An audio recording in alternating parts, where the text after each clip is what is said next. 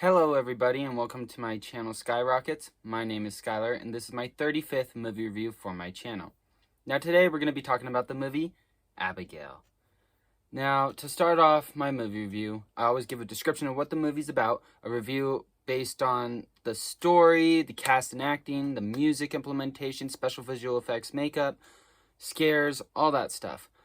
And then I give an overall rating based on my review and the entertainment I felt while watching it. So, to start off this review, let's get to the description. The story follows a group of 6 would-be criminals that kidnap a 12-year-old ballet dancer named Abigail, who happens to be the daughter of a powerful underworld figure. The crew's informant and leader, Lambert, says he doesn't want them sharing personal information, so they are given fake names instead. The individuals consist of Joey, who is the empathetic member of the crew, Frank, an ex-cop, Peter, the muscles, Sammy, the hacker, Dean, the driver, and Rickles, the ex-soldier. If the crew can babysit Abigail for 24 hours and keep her safe, then they each will receive $7 million. But after the group finds out who her father really is, they decide to leave. Unfortunately for them, they have become trapped inside the mansion they are holding her captive in and realize that her father isn't the only problem they have to worry about. Abigail is a problem herself, as she is apparently a bloody vampire. Will this crew be able to survive against Abigail and make it out alive? Or will they die trying to survive? So before I went into this movie, I saw the trailer and I tried to predict how things would play out. And although I was correct about some things, like who would live and who would not live, there were other things that I wasn't correct about. I also thought that something earlier introduced in the movie would come into play for the final confrontation, but instead it came at a different point in the movie before the final confrontation, so it wasn't even used in the final confrontation, it was used prior. And then there was like a final confrontation later on, so I was like, okay, well, it did do what I thought it was going to do, but it didn't do it at the moment I thought it was going to be at, so that was kind of surprising to me. There was a twist in this story near the end, which honestly, I really loved the twist to this movie. It was really great, and I want to emphasize on it more, but I really don't want to spoil it for those that want to go see it, so I'm not going to. But the ending was just amazing. The final confrontation was amazing. Let's just say things don't go how you might expect them to near the end. Let's just say that, because that makes it kind of vague, so you don't really know what I'm referring to until you see it. The dialogue between characters, that was very well written, and I feel like it worked well with the characters and cast, like their characters and how they coordinated together, and if that makes sense.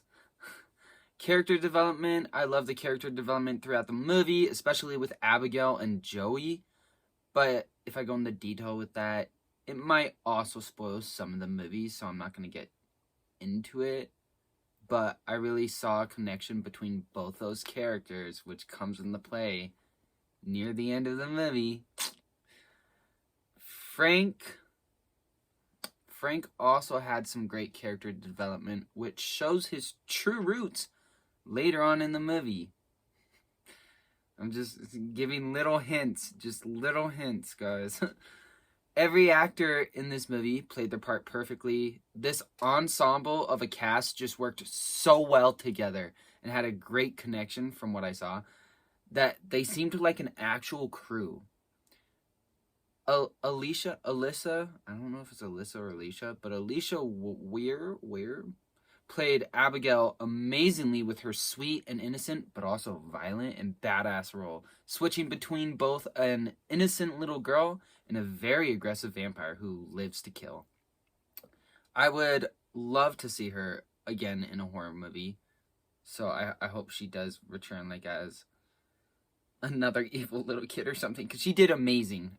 And Melissa Barrera returns to the horror role once again as the protagonist, but this time it's not a slasher after her, it's a ballerina vampire, so something a little different. But, you know, I liked her in Scream, so I'm glad to see her in this. She did really good with her role.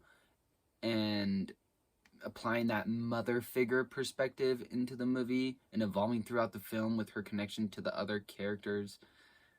So, yeah, she really did have that empathetic character down.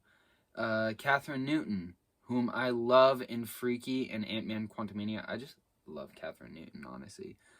She did amazing playing Sammy, and I love how she used her actual tattoos to help establish her character, because I did read that somewhere. I was, like, looking up kind of character background, like, trying to, like, figure out how to exactly describe these characters. But I found out that Catherine Newton used her tattoos to help with her character. She actually implemented it in the movie, so I was like, that's pretty cool. William Catlett played Rickles and gave a serious, dependable, and straightforward personality to his character, which fit so well with this cast of characters. Kevin Durand played Peter, the lovable musclehead with not much brains, and, well, he did at that. Like, honestly, he was dumb. Like, he was dumb, but lots of muscle, and I just loved his character for some reason. He seemed very sweet, especially, like, between the connection between him and Sammy at a certain point. I thought it was, like, super sweet. I'm like, dang, I really like Peter now. Angus Cloud, who actually passed away, apparently. They had a little memoir at the end of the movie. But he was great at playing the dumb wheelman of the crew. And by wheelman, I mean the driver. Yeah, he was great at playing that. Matthew Good did awesome for his short role as Christophe Lazar, as he gave a stunning and chilling performance. But like I said, it was short. He was only really there for a brief amount. And I'm not going to say when, but he shows up. Giancarlo Esposito has been known for many roles. I'm pretty sure I know him from a Far Cry video game. But he has lots of roles and doesn't have much time in this film, but definitely played an amazing part in the story, even setting up some of the events to come throughout the film. Like, he set up the events in a way. I love the different songs that were put into the movie and how well they fit each scene. I specifically remember one part where a radio was playing while the crew was chilling in the bar area of the mansion, and the lyrics were saying something that was totally applicable to the movie, as if foreshadowing the violent events ahead of them. So I loved that. I don't remember exactly what the lyrics were, because I didn't have my phone out during the movie and taking exact notes. But I think it was like something about running away or getting away, something like that. And so I'm like, funny that this song's playing while they're in the mansion with the vampire. I'm like, foreshadowing? But yeah. Or like hinting at what's to come. The special and visual effects in this movie were spectacular. The blood and gore looked real in certain parts. Sometimes it could have looked better, but the blood and gore looked real for the most part. The disembodiments and dead bodies looked real. The teeth and makeup were also fantastic. And then there was also scenes where Abigail was flying or walking on a stair railing and jumping on the railings or just jumping on the people. But it was all done perfectly. It was like, wow, this is like great. And then there's a part where like someone gets stabbed and the pole's like through it. And it's just like, oh, whoa. Like, it was awesome. With the editing, I didn't really see any issues with the editing in the movie. Honestly, I was so focused on just the action and everything going on. I didn't even think about the editing. But I didn't notice anything out of the ordinary. So, there were a few jump scare moments, and they were very well executed. I'm not saying that I jumped, but they were very well executed. I also just think the whole horror aspect within the film was done perfectly, because I loved the fake bodies, the gore, the action scenes. Like when Catherine Newton falls into a swimming pool full of dead bodies, and like, I don't know what was in the water with the dead bodies, but it was like nasty. It's like, oh, but like, that was a great scene. There was a little bit of humor implemented into the movie, and although it wasn't super funny, I did chuckle a little bit. So there was that. But that's all for the review section. Now we're going to get on to the ratings. So overall, I give this movie 10 out of 10 stars. This has been one of the best horror movies I've seen in a while and is one of my favorite vampire movies of all time. It was entertaining, had a great story, great cast and acting, great special/visual effects and makeup, great music and implementation. Plus, I really loved the twist and the ending. I honestly have no complaints for it, but if I did have to complain, I'd probably say just like some blood at certain points doesn't look real. That's literally all I got for it.